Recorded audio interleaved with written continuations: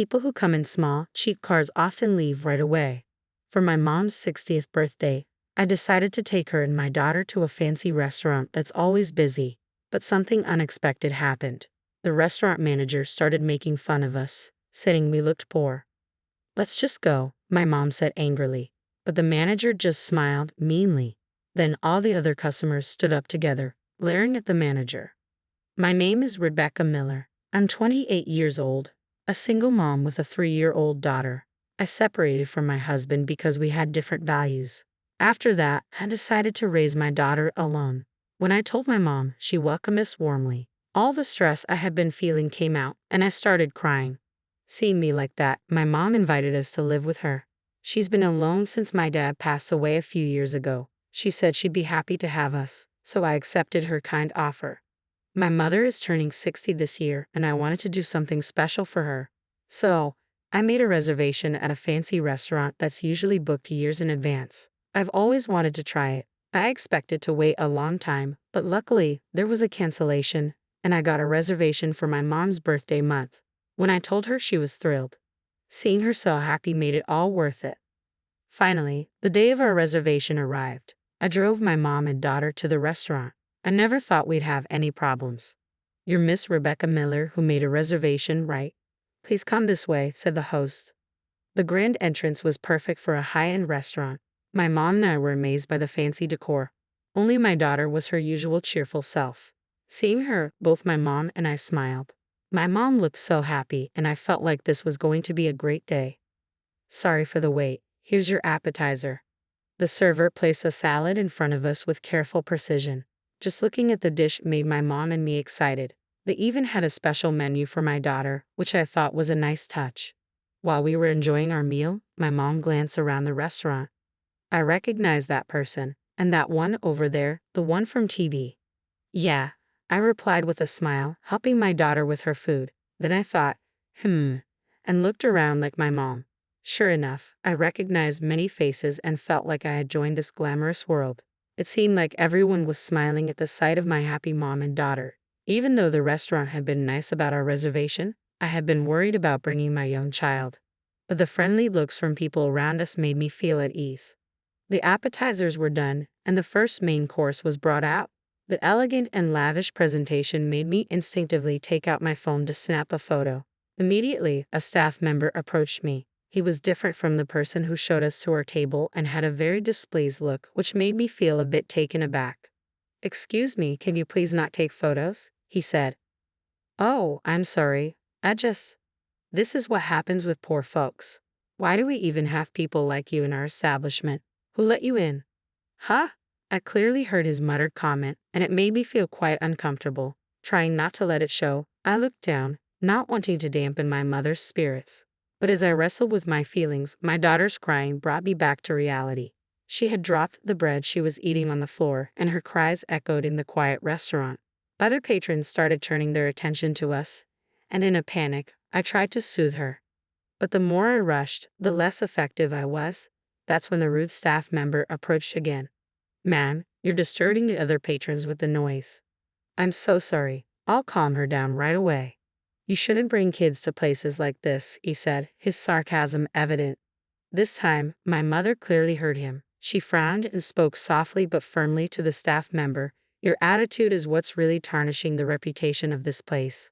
However, her words backfired. The staff's attitude became even more hostile. "You do realize this isn't a place for children, right? I was just letting you know. If you keep making a scene, should I call security?" His arrogance and rudeness made both me and my mother furious, but we realized that getting angry would only play into his hands. Taking a deep breath, I tried to remain calm. Beside me, I could hear my mother doing the same. "I truly apologize for the disturbance. My daughter has stopped crying. Can you give us a moment?" I said, trying to diffuse the tension. The staff member stood with his arms crossed, staring at us, clearly waiting for our next move. "Could you please calm down? You're inconveniencing other guests," he retorted sharply. To distract my daughter, I'd offered her some bread from my plate. Thankfully, it worked. She stopped crying and happily started eating. I let out a sigh of relief and shared a glance with my mom, trying once more to apologize to the staff before taking my seat. But instead of easing the situation, the staff looked even more irritated and confronted us again. Do you even understand what I'm saying? I'm telling you to leave. This restaurant is too upscale for you. The staff member insisted, his tone dismissive. But my daughter has calmed down now, I replied, trying to reason with him. She might cry again, right? And each time she does, you'll be disturbing everyone. This is supposed to be a fine dining restaurant.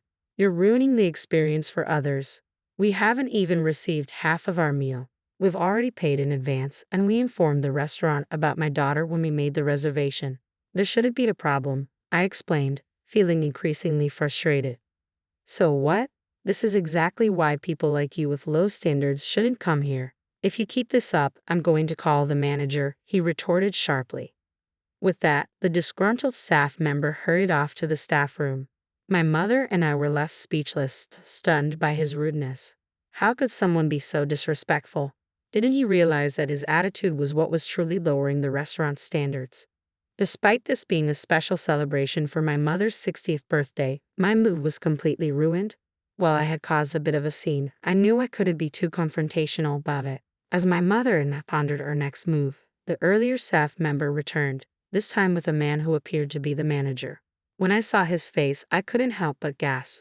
It was Daniel Thompson, my middle school classmate. Is that you, Rebecca? Daniel asked, seeming to recognize me. The staff member looked surprised and asked Daniel, do you know her? Feeling a wave of relief, I remembered Daniel as someone who was earnest and cheerful back in school, though quite reserved. He usually hung out in small groups separate from mine, but I remembered him because he once admitted he liked me. At that time, I was already dating someone else, so I turned him down. Despite that, we talked a few times. I hoped Daniel would address the staff's behavior now. Oh, Rebecca was my classmate, Daniel explained. Then he turned to me and asked, are you sure you should be here? Confused, I replied, what do you mean? I heard the rumor, you're a single mom now, right? People say single moms are usually broke.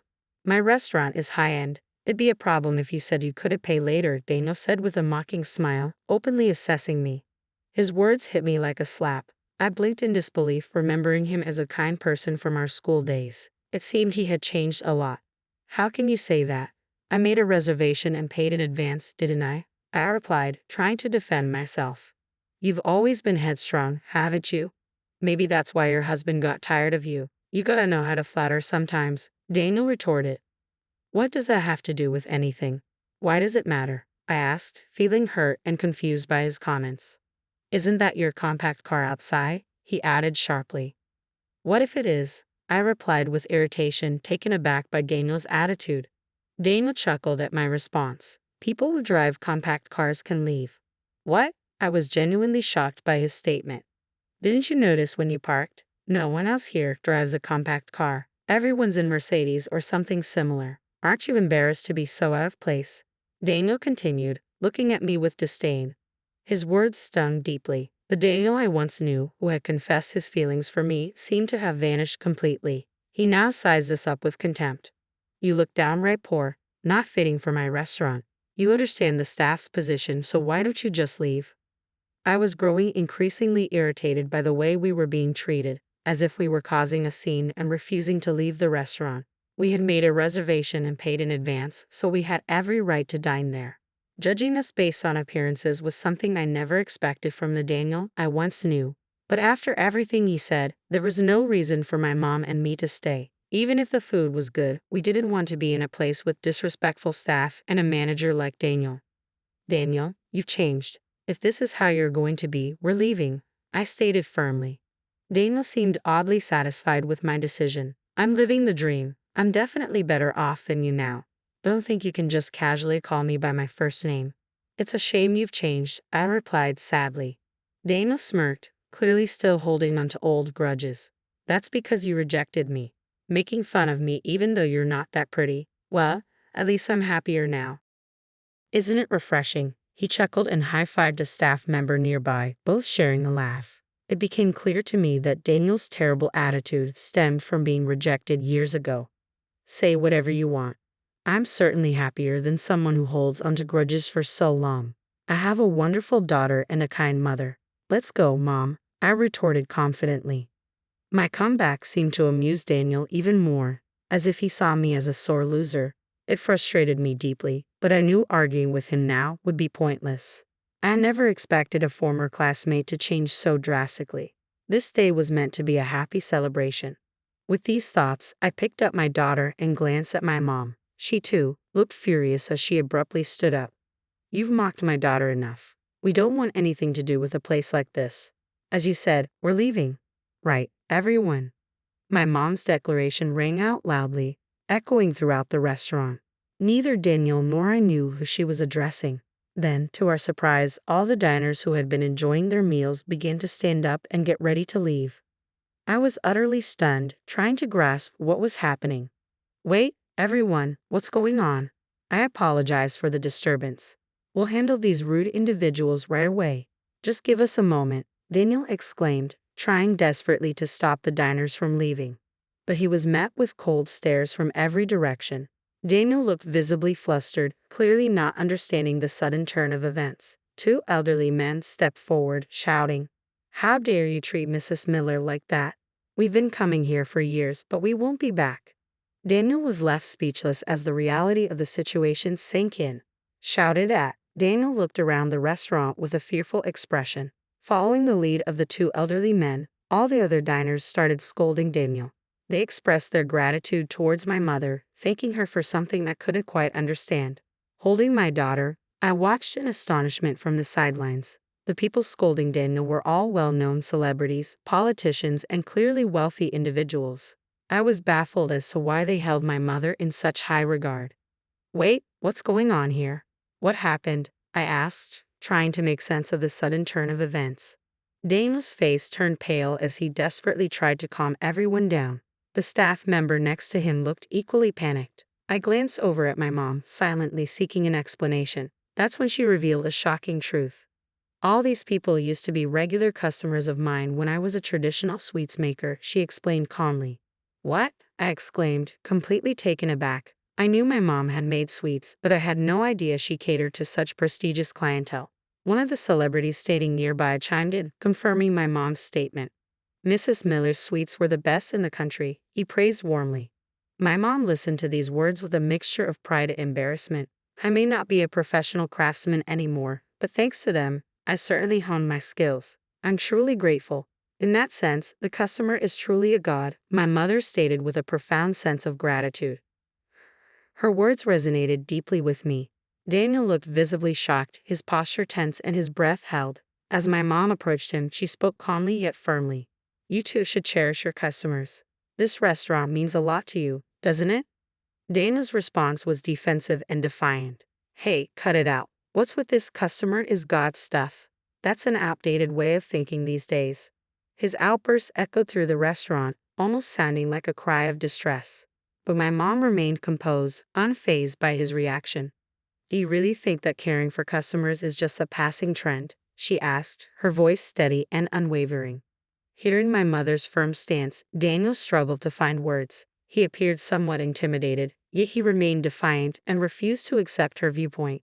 "We are the ones providing the food. We're more important than the customers. This is absurd. I am important. If your daughter Rebecca hadn't rejected me." Daniel paused, then continued with an arrogant proposition. "Apologize to me right now, and maybe I'll even consider making Rebecca my woman. It could be your way out of your struggling life. How does that sound?" He looked at me with a smirk. His words disgusted me deeply, and I sighed heavily. "I'm sorry, but honestly, I can't deal with you right now," I replied firmly, lowering my head in disappointment. Laughter rippled through the crowd around us, and Daniel's face flushed red with embarrassment. Despite thinking my response was clear, Daniel, with his misplaced confidence, seemed utterly unprepared for another rejection. "Why not? I have money, you know. You don't want to be looked down upon, right? And isn't it embarrassing to be a single mother? Women like you probably can't remarry, so I'm offering to take you." Daniel persisted, his tone condescending. "It's none of your business. Just because you have money doesn't guarantee happiness," my mom replied firmly, brushing him off. Daniel's face reddened even more in response to her rejection. I couldn't help but wonder if money was the reason behind Daniel's drastic change. They say money can corrupt, and witnessing it firsthand was eye-opening for me. How dare a single mother like you talk back to me? Daniel retorted, his frustration evident. At this point, I found Daniel's words increasingly irrelevant and pitiful compared to my mother's dignified response. Then, a booming voice interrupted from the back of the restaurant, startling all of us. We turned to see a middle-aged man entering the scene.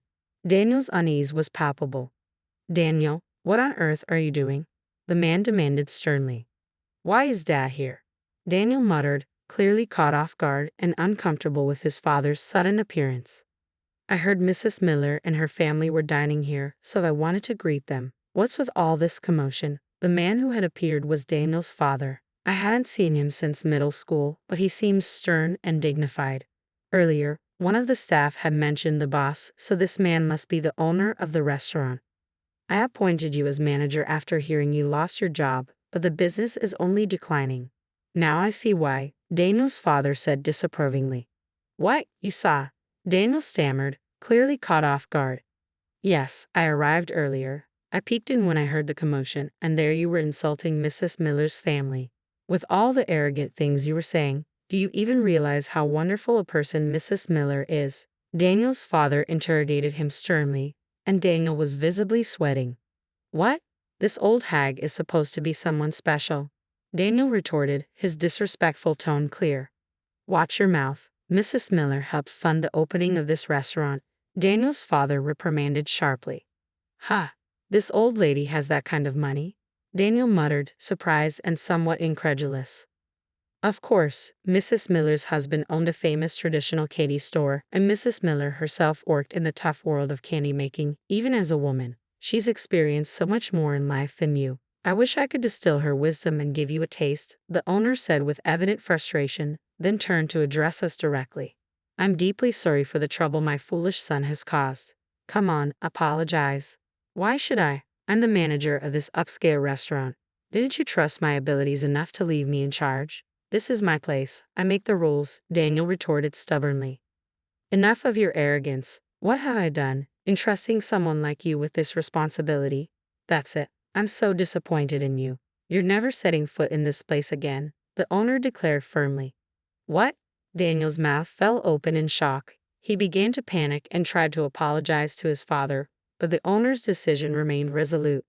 "You're apologizing to the wrong person. You should be apologizing to Mrs. Miller and her family," the owner concluded, leaving Daniel visibly shaken and regretful. "Please, I'm so sorry. I finally made it, and I don't want to lose it all over something like this," Daniel pleaded, his desperation evident. "And you're still going on about that, you unbelievable guy," the owner replied, shaking his head in disbelief.